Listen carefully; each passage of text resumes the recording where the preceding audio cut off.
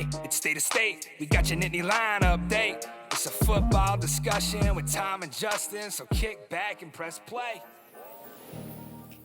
With former Penn State and NFL defensive back Justin King, I'm Tom Hannafin. This is State of State. Please like, comment, subscribe, rate us, and turn on notifications. Follow us on social media at State of State Pod. Comment on our YouTube channel. And if you haven't done so already, you can become a member of our YouTube channel. For just 99 cents a month, you can get all upcoming episodes of State of State, plus our entire members-only playlist, ad-free, commercial-free. Hit the join button on our homepage or follow the link in the description of this podcast. State of State is presented by BetOnline. This Thanksgiving holiday, why not head to the world's most trusted betting platform and your number one source for online betting, BetOnline. From the earliest odds to in-game live betting, BetOnline provides you with constant, real-time odds and action and the ability to watch the games as they happen. With the largest selection of odds on everything, football, the NBA, college basketball, the NHL, the UFC, and boxing. Head to betonline.ag today to get in on the action with America's most trusted site for online wagering. State of State is presented by BetOnline. The game starts here. State of State is proud to partner with Illumination Brewing for another season of crafting State IPA, the perfect tailgate and game day beer for Penn State football fans. State IPA is available now, but it won't last much longer. Check in with your local beer distributor, grocery store, plus select bars and restaurants. Visit illuminationbrewing.com/beer/state-IPA to learn more. Must be 21 years or older to purchase. Please drink responsibly. Also, State of State is a proud supporter of Blue White Outfitters. Blue White Outfitters was created as a retail shop meant to highlight the confidence, competitiveness, and fearlessness of the elite athletes found throughout the history of Penn State University. Check out their Lockdown U and Lawn Boys merchandise today. All sales from Blue White Outfitters directly benefit Penn State student athletes. Also, official State of State merchandise is available now. Support the show and grab State of State t-shirts, hoodies, hats, and more. Visit www.bluewhiteoutfitters.com today.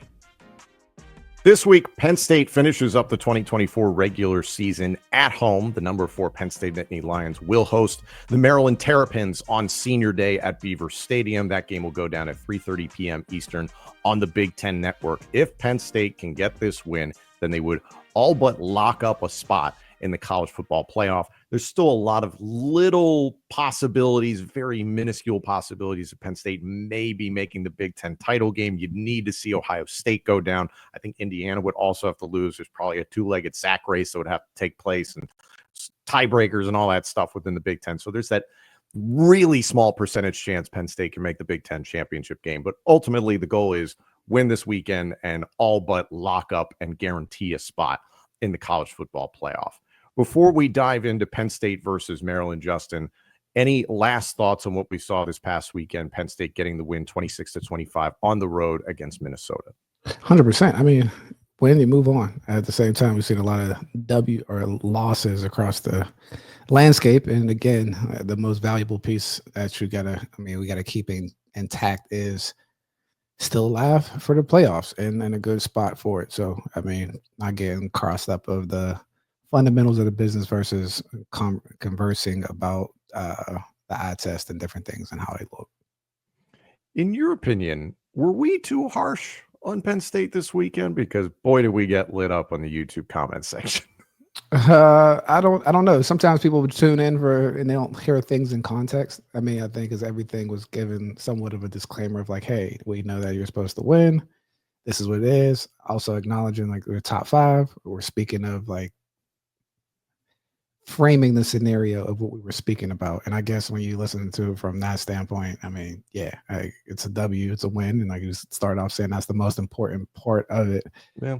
I mean, I guess we didn't touch on some great coaching, ballsy coaching at the end. You just want to say like, all right, well, should we've been close to Minnesota, but then you look again, you scan out and it's like, anytime you win, we have to take credit for, appreciate the W's because they're not given just across the landscape where guys are being bounced out by quote unquote lesser teams or the things like just getting used to the new landscape of the shock value of like, all right, you play a Minnesota team or a 500 team.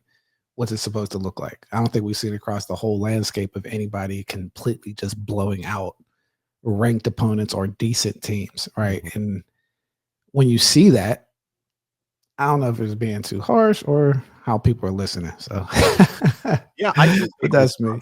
I can take responsibility for my own comments, and I felt like, yeah, it was pretty harsh, it was pretty negative, but I also counter that with the question I'll pose to you and to people that are Penn State fans. What is your expectation for this team? Is your expectation for this team to compete and credibly win the national championship this year, every year?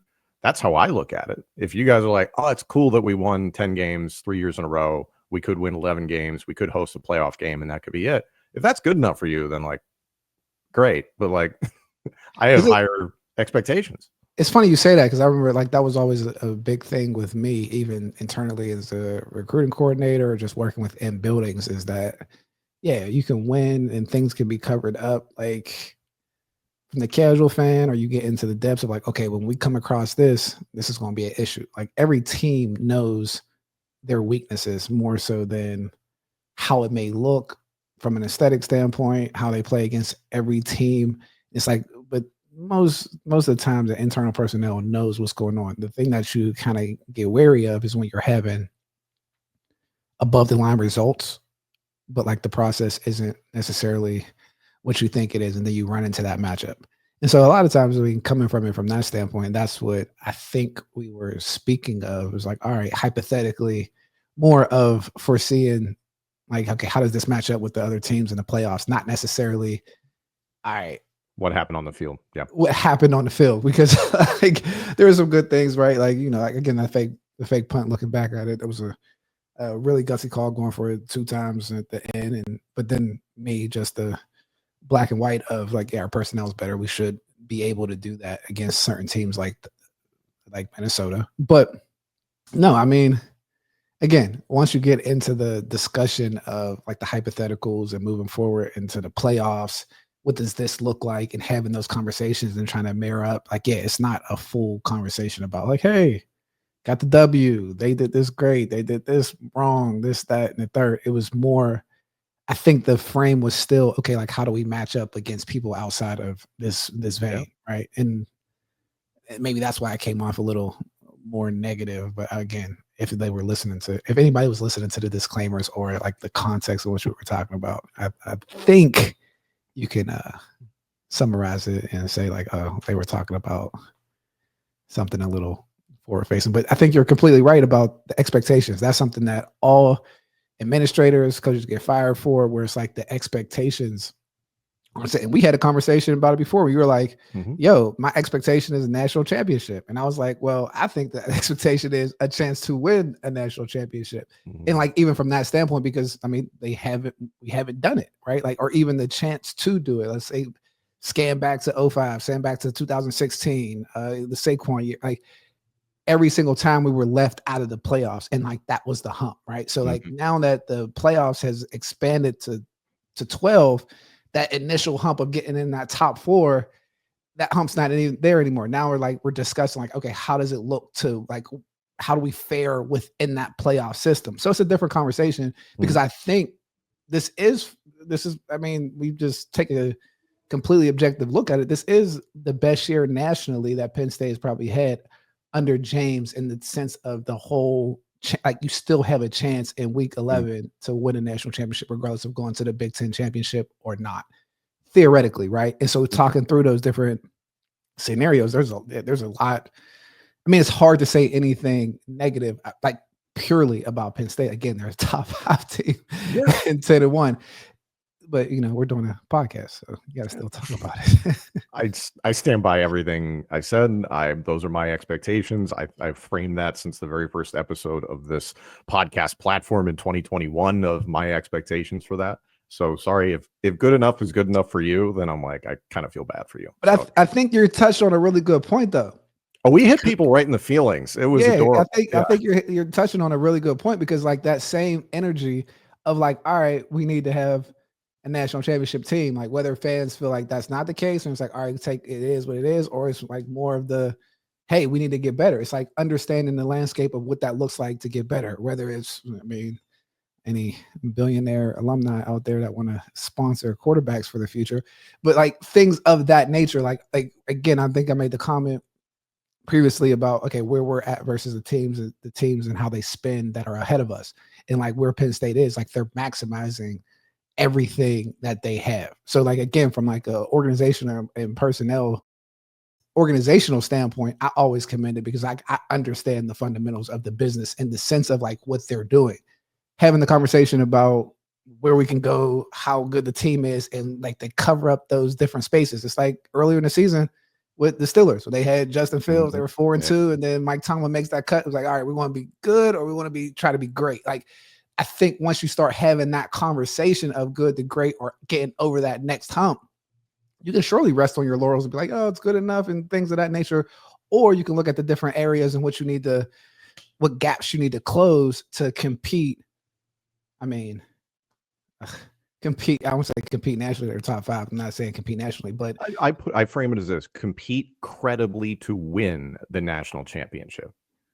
That's a great way of putting it. Yeah, compete. Yeah. Like what does it take to win? I mean, and then injuries and things happen. So it's a new day. That's all. I mean, it is a new day. Yes, it is.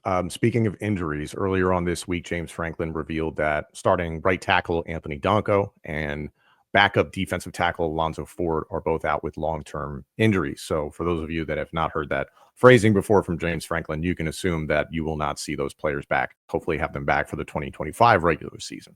So that is, first off, a huge hit to Penn State's offensive line. And you could see that against Minnesota, and that Nolan Rucci, the offensive tackle, the transfer from Wisconsin, somebody that Penn State tried to recruit years ago. His father played for Penn State many, many years ago. Nolan Rucci stepped in there, had a good game. Being thrown into the mix like that, as you know very, very well, is extremely challenging, especially for an offensive lineman playing at the tackle spot, getting in there. Are you worried about the depth now on the offensive line? I think you're always worried about the depth at the offensive line in this time of the year, right? I mean, it's getting cold. You got to be able to run the football.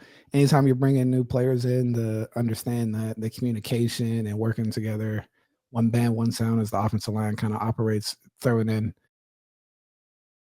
a new participant is always a little shaky. And so, yeah, having guys that are ready to play and proven they can play in these tight situations, again, getting through this week and talking as if we're in the playoffs, but like playing in these type of games, it's critical to have prepared personnel.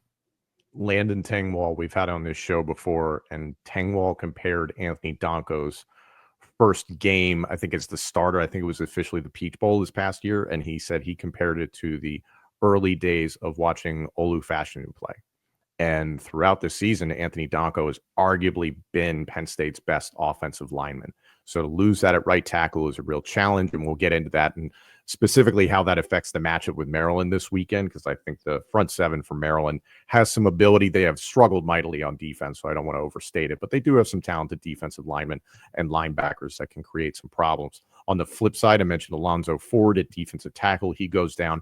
It's not as big of a hit as the Donko injury because he was, I guess you could call him the third or fourth rotational defensive tackle. You're still relying heavily on Devontae Thomas. Zane Durant, who has just been freaking outstanding. He was outstanding against Minnesota, and that was something I'll apologize. And we glossed over that in the Minnesota episode. But Zane Durant continues to be the best defensive tackle Penn State has, the most disruptive.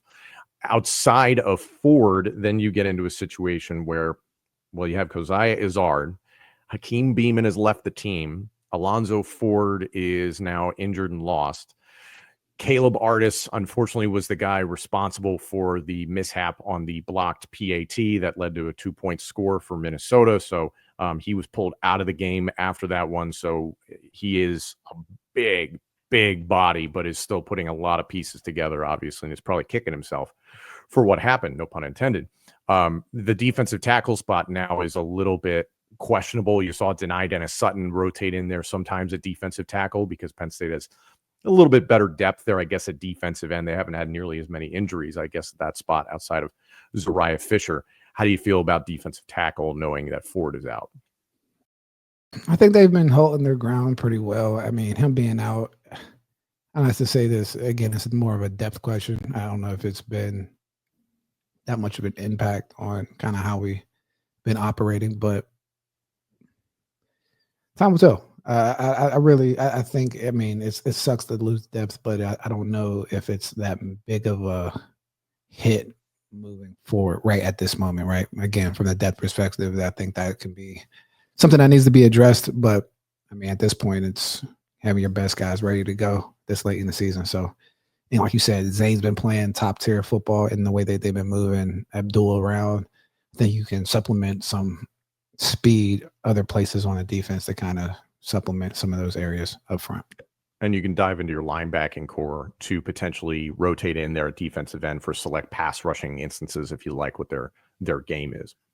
This weekend, Penn State hosting Maryland. Maryland, it's been a rough season for them. That would be an understatement. They are 4-7 overall, 1-7 in Big Ten play. They've lost their last 4 games. A loss at Minnesota, a loss at Oregon, the number 1 team in the country, so you understand that.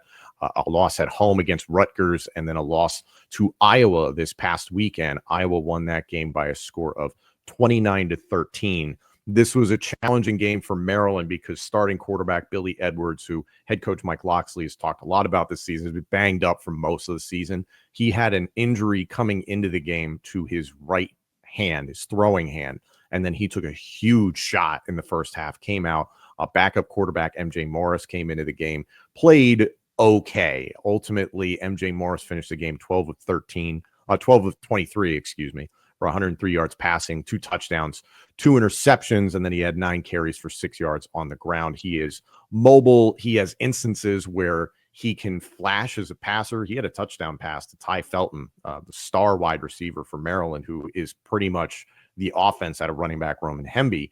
There was an off-platform throwing against one's body while running to the boundary that this pass that ultimately Morris threw for a touchdown to Felton that was really, really impressive. So he has these high peaks, but valleys, as I talked about with the turnovers and just general inexperience. So not sure Billy Edwards is going to be able to go this weekend. Edwards provides such a spark for them offensively because of what he can do with his legs. But the thing I've seen from Maryland this year, Justin, and it's kind of been symptomatic even from the Talia Tagovailoa days, is that they want to throw the ball a lot. Like the volume passing they've asked of Billy Edwards, I don't know if that's really his game. He's had games where he's had like 55 attempts. And you and I have seen enough games that it's like that's really not a good indicator of how your running game is going or how your offense is being executed. From what you've seen of this Maryland team this year, what sticks out to you in regard to their offense? It's a roller coaster, right? A roller coaster with athletes. That's always the scariest thing to play against, where they have incredible speed on the outside, some guys that can run around. I think they lack up front a little bit. I mean, just looking at the history of Locksley and just all his stops as a head coach or offensive coordinator, he does like to throw the ball or air it out a little bit to loosen up the defense. So, I mean, yeah, from the standpoint of maybe not having the protection to do those different type of things, but they have athletes. And again, you kind of throw the records out, kind of like a Pittsburgh Browns type of situation.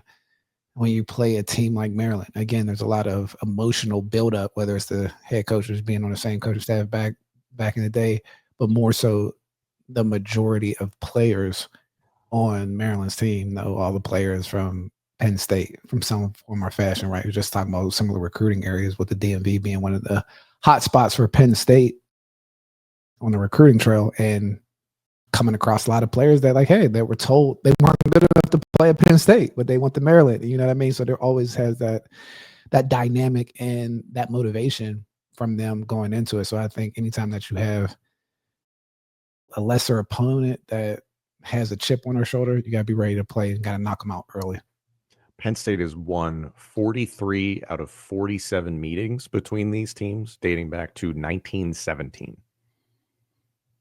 It's pretty one-sided. Not really a rivalry. When you look at not really a rivalry at all. No, not even a little bit. This is a Maryland offense that is 12th in the country in passing.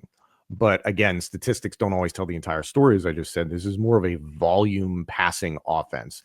if it's Morris this weekend, I don't necessarily know how they will proceed in that game, if they are going to potentially against Penn State try and run the ball more often, or if they're going to stick to what they do through the air. Ty Felton, it's kind of him against the world in the passing game, and there are other capable receivers for Maryland, but still 92 catches for over 1,000 yards receiving and 9 touchdowns. Roman Hemby, 121 carries, 543 yards rushing, and 6 touchdowns. They have a couple of backs that they like to involve in the game. What do you think about Ty Felton? Because he is somebody who he could get his numbers in this game, but I don't expect Maryland to go off offensively necessarily.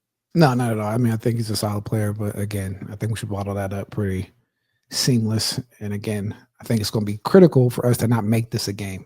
I mean, just put them away early and right off into the sunset, get ready for these playoffs. Any changes you would like to see defensively from what Penn State did against Minnesota to this game against Maryland? We talked about injuries on both sides of the ball. Biggest thing is just get out with a win, stay healthy, that sort of thing. But anything that you would like to see, or any players that you're like, hey, I'd like to see a little bit more action from this guy? I mean, I think I'm always big on not too crazy. I mean, obviously you want sacks, you want pressure is like my number one thing, but pressure on the quarterback and turnovers, right? I think turnovers is a critical thing that we always have to stay in the rhythm of creating, because I think those things multiply. The more you feel confident about making plays on the back end, those things will carry you and make tremendous leaps when you get into the playoffs. So I think just seeing some splash plays on the back end from turnover standpoint would be music to my ears or eyes.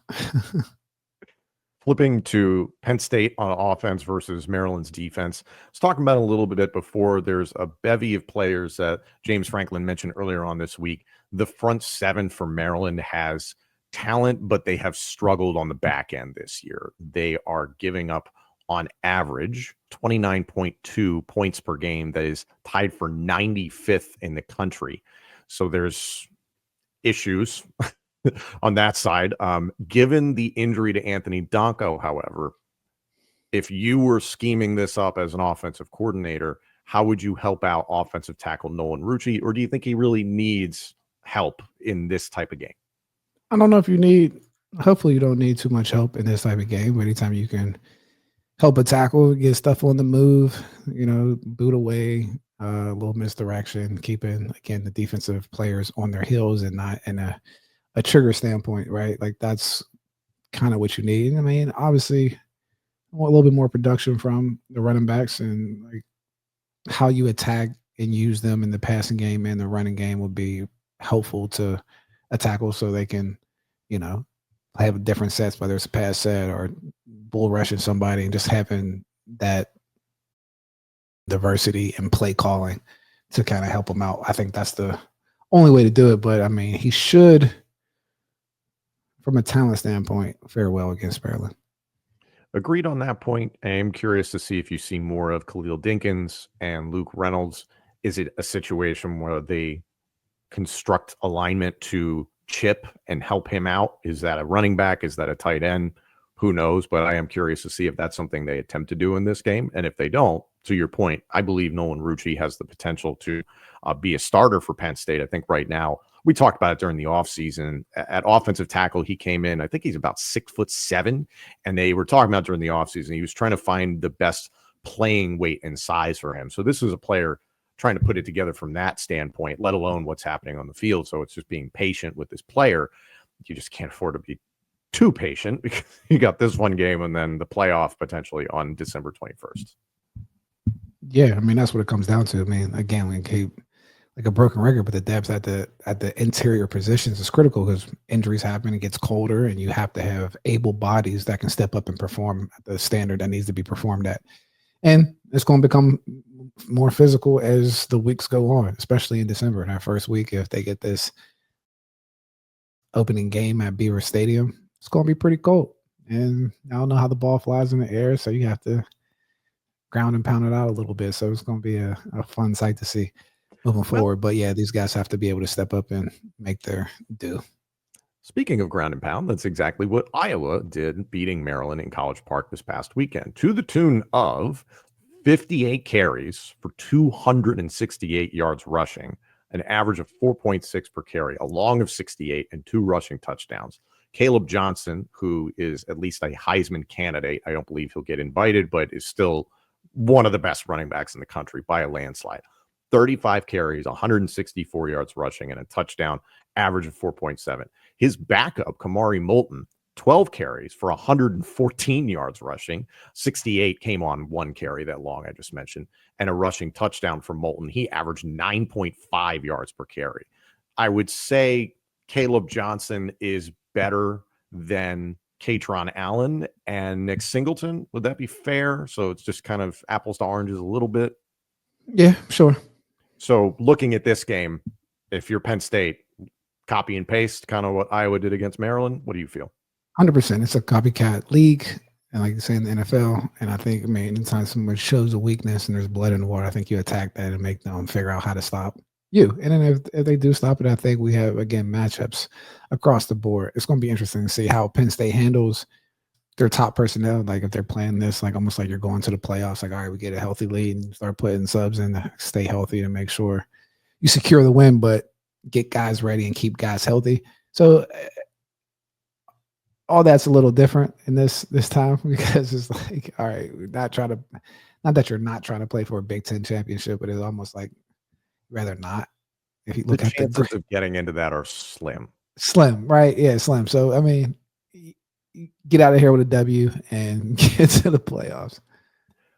We have not mentioned quarterback Drew Aller or tight end Tyler Warren, and I don't know necessarily what to add to this game to mention with those. I just like them to stay healthy, period, because I expect them to eat. Yeah, 100%, both of them, and you need those guys come December. Mm-hmm. I was going to say, wrap them in bubble wrap, please and thank you. Just stay safe. Senior Day. This is something that is always so emotional, and James Franklin has just a wonderful relationship, you can tell, with his players, with the families as well. Like, this is a really big deal. What's your experience been surrounding these Senior Day environments? Yours was more Junior Day for you once upon a time, but still experiencing it on both sides of the fence as someone on the staff and then as a player.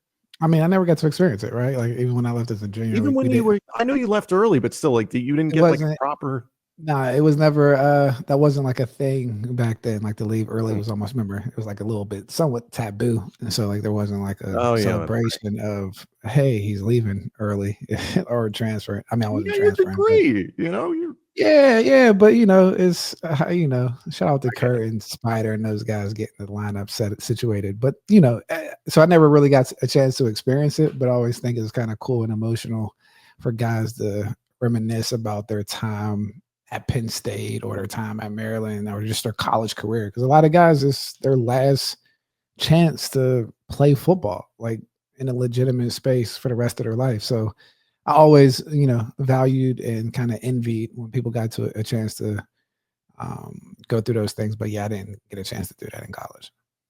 I was off to the league. I'm sorry that it worked out for you, but I wish you had gotten your flowers in that instance. So that's the tough part.